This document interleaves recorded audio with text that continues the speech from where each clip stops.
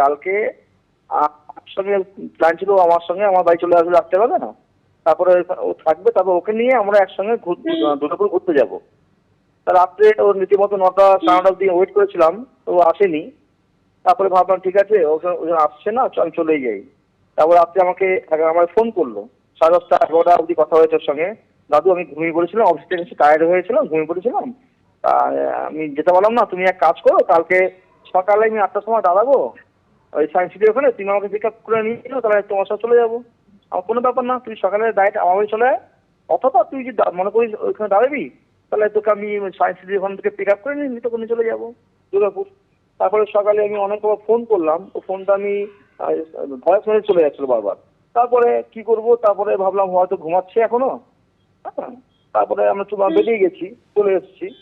তারপরে আমি এখন যখন দুর্গাপুর ঢুকে গেছি, তখন খবরটা পেলাম যে একটা বাজে সংবাদটা পেলাম আর কি। মা বিয়ে করাতে ও খুবই খুশি ছিল, এবং কোনো চেঞ্জেস তো দেখিনি ওর মধ্যে, এবং বলতে গেলে খুশি বেশি করেছিল বিয়ে হওয়াতে।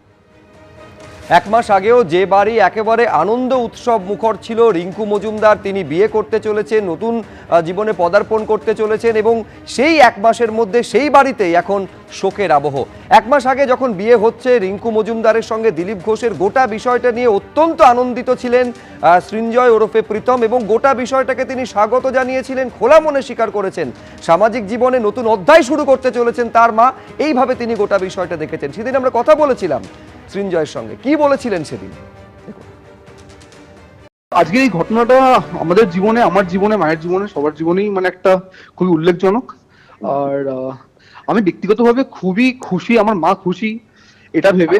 উনি বিগত অনেক বছর উনি সমাজের প্রতি, নিজের ফ্যামিলির প্রতি, মানে আমার প্রতি দায়িত্ব কর্তব্য করেছে। এখন উনি একটা বয়সে পৌঁছে গেছে, আর তাছাড়া আমি এখন মানে নিজের কাজে খুব অনেকটা বিজি থাকি, তো আমি অতটা টাইম মাকে দিতেও পারি না। তো মানে নিজের পার্সোনাল লাইফের ডিসিশনটা নিয়ে আমি খুবই হ্যাপি, আমি খুবই কন্টেন্ট, আর আমি অ্যাপ্রিসিয়েটই করেছি ওনার ডিসিশনটাকে। আগেও করেছি, এখনো করছি, আর ভবিষ্যতেও করবো।